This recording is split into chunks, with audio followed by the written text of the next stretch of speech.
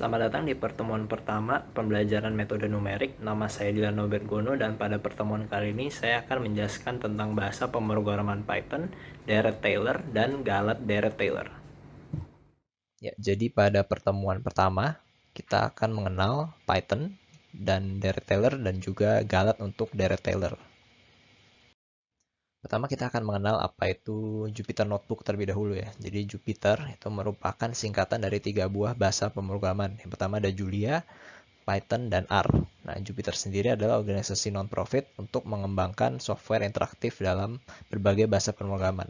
Nah, Notebook adalah salah satu software buatan Jupyter, adalah aplikasi web open source yang memungkinkan Anda membuat dan berbagi dokumen interaktif yang berisi kode live, persamaan, visualisasi, dan teks naratif yang kaya. Sekarang teman-teman silakan untuk mendownload aplikasi Anaconda Navigator ya, karena kita memerlukan aplikasi ini untuk mengakses Jupyter Notebook tadi ya. Jadi untuk link downloadnya sendiri sudah ada di PPT, jadi teman-teman yang udah bisa membuka PPT bisa langsung diklik aja link yang udah tertera di PPT, atau teman-teman kalau misalnya belum bisa mengakses bisa langsung download sendiri aja di Google, tinggal cari Anaconda Navigator lalu klik aja link yang paling pertama, lalu nanti harusnya akan keluar website seperti ini ya, seperti gambar di bawah, lalu langsung klik download aja. Lalu silakan lakukan setup sesuai dengan komputer teman-teman masing-masing sampai Anaconda nanti terinstall. Setelah selesai mendownload, teman-teman bisa langsung membuka aja Anaconda Navigatornya, lalu nanti harusnya akan muncul tampilan seperti di kanan bawah ini ya, yang gambar yang tertera di slide. Nah, jadi nanti di sini ada banyak pilihan software yang ada di Anaconda Navigator. Nah, nanti teman-teman silahkan cari aja Jupyter Notebook-nya. Itu merupakan yang ini ya, teman-teman. Nah, nanti setelah teman-teman sudah menemukan, tinggal langsung klik launch saja. Setelah mengklik launch, nanti akan muncul tampilan baru seperti ini di web browser teman-teman masing-masing. Nah, di sini ada beberapa hal yang perlu aku jelaskan. Yang pertama ada folder yang ada di folder user ya. Jadi ada kumpulan folder-folder yang nanti bisa teman-teman akses langsung di Jupyter-nya. Tapi kalau misalnya kita mau mengupload suatu folder, biar kita bisa melakukan sintaks itu ya di Jupyter Notebook kita, kita bisa menguploadnya dengan tombol upload di sini. Jadi ini tinggal upload aja, nanti pilih file Python yang nanti mau teman-teman upload, langsung diklik aja, lalu nanti tinggal pencet upload seperti itu. Lalu selanjutnya kita juga bisa langsung membuat file baru ya di sini. Jadi kita tinggal pencet aja tombol new di sini, lalu pilih Python pada bagian notebook. Jadi nanti ada banyak pilihan di sini. Nanti pilih aja langsung yang Python tulisannya ya. Lalu diklik seperti itu.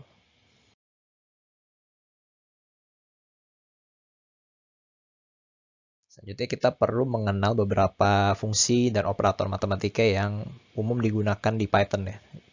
Untuk simbol-simbolnya aku yakin teman-teman juga udah pada pernah lihat ya, karena ini semuanya ada simbol-simbol dasar. Pertama ada sama dengan, itu sama seperti biasa, sama dengan untuk membeli nilai pada variabel ya kalau di Python. Lalu ada simbol tambah yaitu untuk penjumlahan, ada simbol kurang untuk pengurangan, ada simbol bintang di sini untuk perkalian.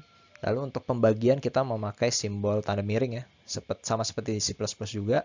Lalu untuk modulo juga sama, kita memakai persen. Lalu terakhir untuk perpangkatan kita memakai bintang 2 kali atau double bintang seperti itu ya. Nah sekarang untuk melakukan operasi yang lebih tinggi tingkatnya kita memerlukan library dari math. Nah untuk pemanggilan library-nya sendiri kita bisa menggunakan sintaks ini ya. Jadi from math, math itu adalah nama library-nya, import bintang. Nah, apa artinya import bintang? Itu adalah artinya mengimport semua ya, semua yang ada di library math. Nah, setelah kita sudah menjalankan sintaks ini, sekarang kita sudah bisa menggunakan fungsi-fungsi yang ada di tabel ini. Yang pertama ada sqrt atau square root ya. Di sini adalah fungsi untuk menghitung akar, lalu ada fungsi ABS atau absolute. Di sini adalah untuk menghitung nilai absolut, dan exp atau exponential itu untuk menghitung nilai eksponensial seperti itu. Untuk contohnya teman-teman bisa langsung lihat aja di slide yang kiri ini.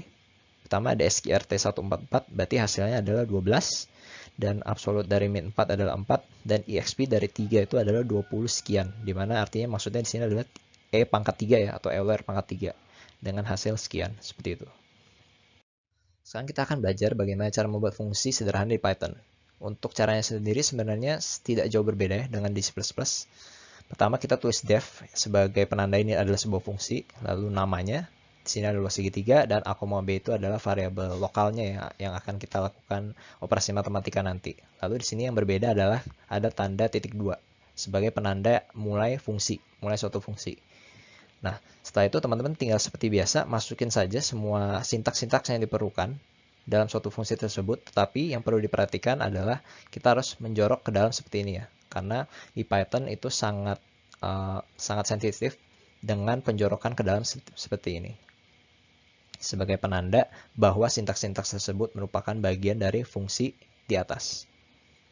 Lalu kedua, kita adalah bagaimana cara memakai fungsi. Jadi sama seperti di C++ juga, kita cukup panggil saja fungsinya dengan namanya, itu adalah luas segitiga, lalu masukkan variabel yang dibutuhkan ya. Di sini ada alas dan tingginya, itu ada 4 dan 5. Lalu kita masukkan, kita simpan hasil dari fungsi tersebut di variabel hasil, lalu kita tinggal cukup print hasilnya seperti ini, dan didapat outputnya adalah 10. Selanjutnya ada teorema Dirac-Taylor. Nah, ini mungkin saya tidak akan menjelaskan secara mendetail karena mungkin teman-teman sudah dapatkan di kelas. Jadi ini adalah secara umumnya saja. Nah, misalkan fungsi f dan turunannya itu ada f aksen, f double aksen sampai fn itu kontinu pada selang tertutup a, b dan x0 itu adalah elemen dari a, b range a, b tadi ya. Maka untuk setiap x0 elemen a, b berlaku rumus sekian ya. Bisa teman-teman lihat langsung aja di PPT. Ini merupakan rumus Dirac-Taylor secara umum ya. Tapi yang berbeda di sini adalah ada Rnx, di mana Rnx ini adalah galat atau sisa, atau biasa juga disebut residu. Jadi Dirac-Taylor merupakan deret geometri tak hingga sehingga menghasilkan nilai hampiran yang berbeda dengan nilai sejatinya. Jadi perbedaan tersebut kita sebut dengan galat atau error ya. Jadi sekarang kita akan belajar tentang apa itu galat Dirac-Taylor. Jadi galat di sini yang akan disimbolkan dengan tanda epsilon ya. Jadi galat itu merupakan selisih dari dua nilai, yaitu nilai hampiran dan nilai sejatinya. Di mana nilai hampiran itu kita tandakan dengan, atau kita tulis dengan simbol seperti ini, x topi, dan nilai sejati itu adalah x. Maka galat rumusnya itu ada seperti ini ya. Epsilon sama dengan x min x topi. Atau galat sama dengan nilai sejati dikurang nilai hampirannya. Nah, tapi ada cara perhitungan galat yang dia tidak memperdulikan tanda positif dan negatifnya. Maka didapat galat mutlak. Jadi sama saja sebenarnya rumusnya, tapi hanya bedanya di selisihnya itu kita absolutkan ya seperti ini. Jadi kita dapat rumus seperti ini. Nah, kita sekarang ke contoh kasus. Misalnya kita terdapat suatu balok besi ya yang kita lihat-lihat gitu, kita prediksi dari kelihatannya itu sepertinya panjangnya adalah 60 cm. Tetapi setelah kita hitung dengan penggaris misalnya, kita dapatkan panjang sesungguhnya itu adalah 75 cm. Jadi dari hasil observasi kita dengan nilai sejatinya itu terdapat perbedaan ya, di mana berarti x topinya di sini adalah 60 cm dan x aslinya adalah 75 cm. Jadi kita memiliki galat sebesar 15 cm. Jadi teman-teman juga bisa lihat langsung di ilustrasinya seperti ini ya. Dalam beberapa kasus yang memiliki nilai galat yang sama, itu belum tentu akurasinya sama. Sebagai contoh, kita bisa melihat dua contoh kasus di bawah. Yang pertama ada sebuah balok kayu yang memiliki panjang asli 100 cm dan perkiraan 99 cm. Lalu dua, ada sebuah sumpit yang memiliki panjang asli 10 cm tapi perkiraannya adalah 9 cm. Nah, untuk kedua kasus di atas memiliki nilai galat yang sama, yaitu adalah 1 cm. Tetapi akurasinya berbeda karena 1 cm pada 100 cm itu memiliki ketelitian yang lebih tinggi daripada 1 cm untuk 10 cm. Karena hal tersebut, ditemukanlah rumus galat relatif. Di mana rumusnya ada sebagai berikut. Epsilon R sama dengan mutlak dari epsilon per X sama dengan absolut dari nilai asli dikurang nilai hampiran per nilai asli. Nah, terkadang saat kita menemukan masalah di kehidupan sehari-hari, kita tidak mengetahui panjang asli dari benda yang mau kita ukur. Maka dari itu kita peroleh rumus seperti ini ya. Dimana kita di sini pada intinya kita membandingkan nilai hampiran dari iterasi sekarang dengan nilai iterasi sebelum, seperti itu.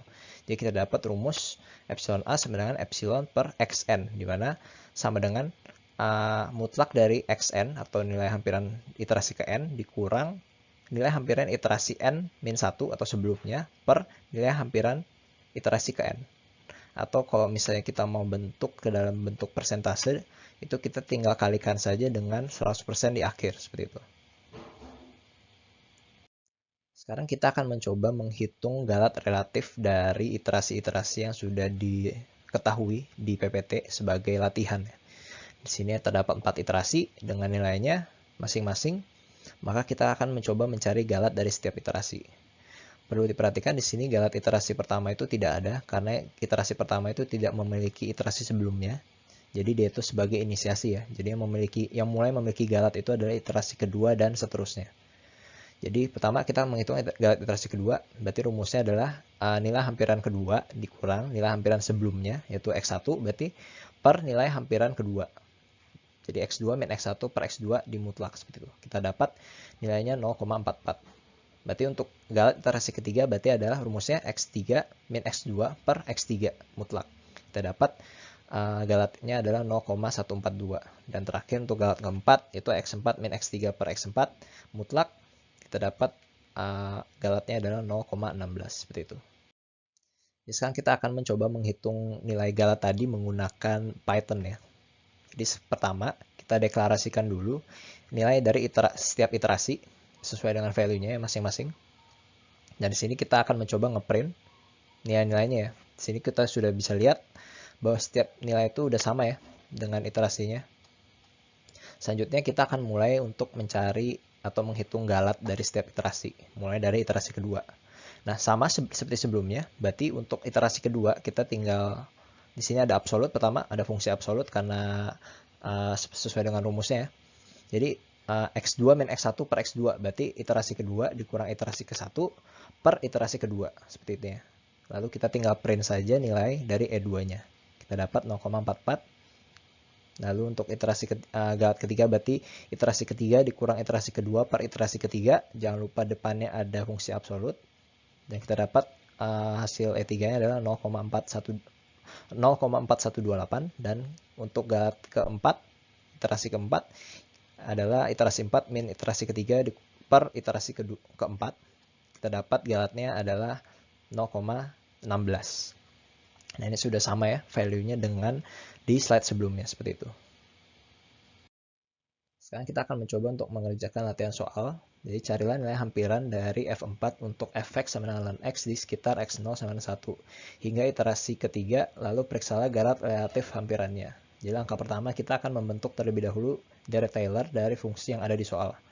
Jadi di soal ini udah diketahui x0 sama dengan 1 dan fx sama dengan ln x ya. Berarti untuk fx teman-teman perlu untuk menurunkan beberapa kali lalu disubstitusikan langsung saja ke deret rumus umum deret Taylor sehingga didapat nanti deret Taylor di baris pertama seperti ini ya.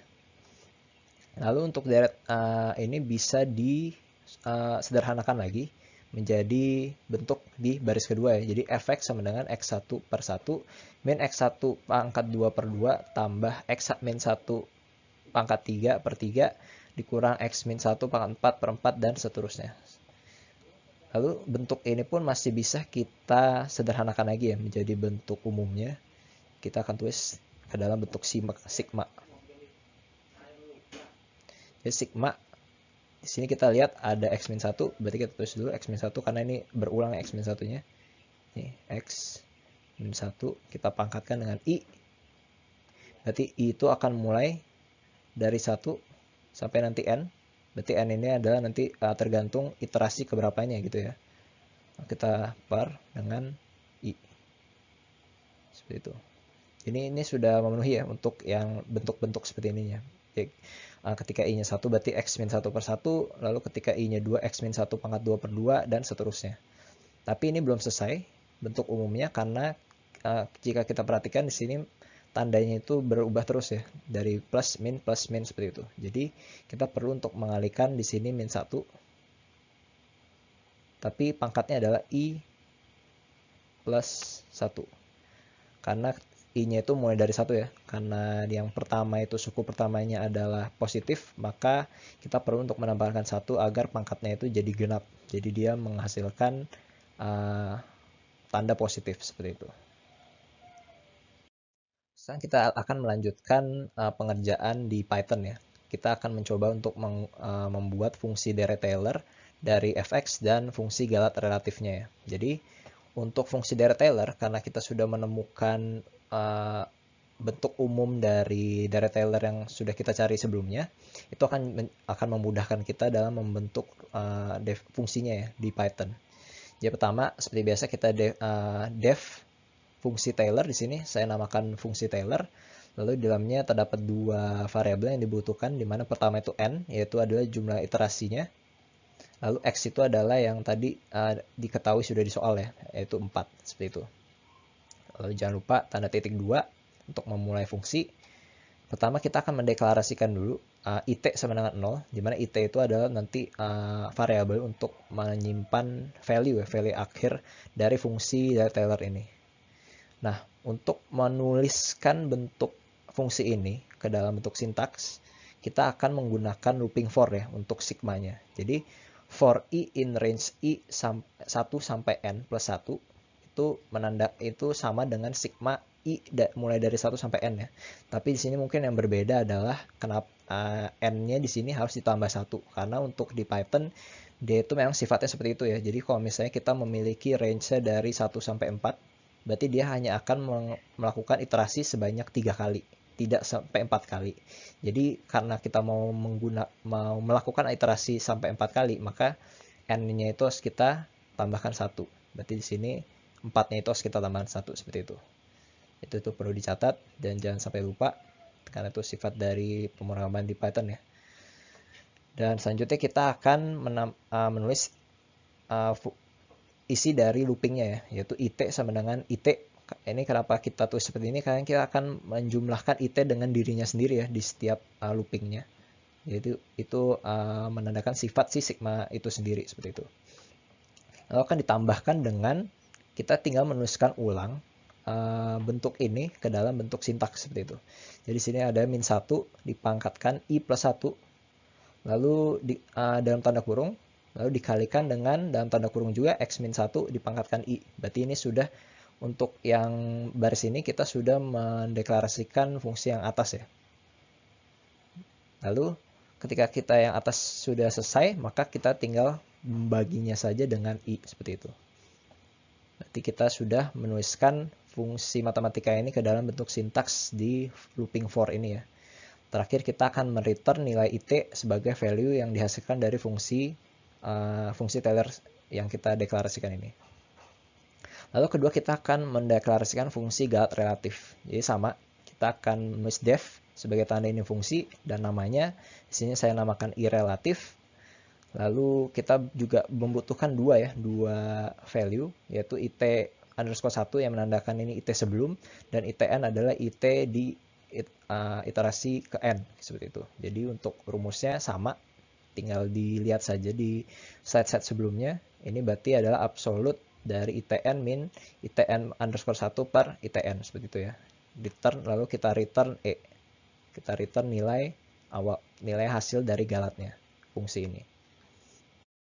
Setelah mendeklarasikan dua fungsi sebelum, yaitu fungsi Taylor dan E relatif, sekarang kita akan menggunakan kedua fungsi tersebut untuk mencari nilai hampiran dari setiap iterasi dan galat relatif dari setiap iterasinya. Yang pertama kita akan menghitung nilai hampiran dari setiap iterasi ya. Jadi kita cukup panggil saja. Untuk iterasi pertama berarti n-nya adalah 1 dan x-nya 4. Lalu untuk iterasi kedua n-nya 2 dan x-nya 4, dan iterasi ketiga itu n-nya 3 dan x-nya 4. Lalu di sini kita langsung tampilkan saja hasilnya. Itu ada 3, min 1,5 dan 7,5. Lalu selanjutnya kita tinggal menghitung galat relatif untuk iterasi kedua dan iterasi ketiga, dengan cara memanggilnya langsung seperti ini juga ya.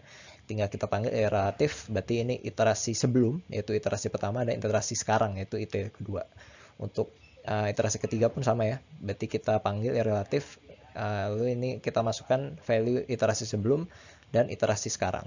Terakhir kita akan menampilkan hasil dari galat dari setiap iterasi, yaitu 3 dan 1,2. Cukup sekian presentasi saya pada kesempatan kali ini. Semoga teman-teman dapat mengerti dengan hal-hal yang saya ajarkan pada pertemuan kali ini, dan perlu dicatat untuk PPT yang nanti akan disebarkan bagi mahasiswa, terdapat soal latihan yang dapat teman-teman coba. Saya sangat menganjurkan teman-teman untuk mencobanya terlebih dahulu tanpa langsung melihat kunci jawaban sebagai bahan latihan teman-teman. Sekian, terima kasih.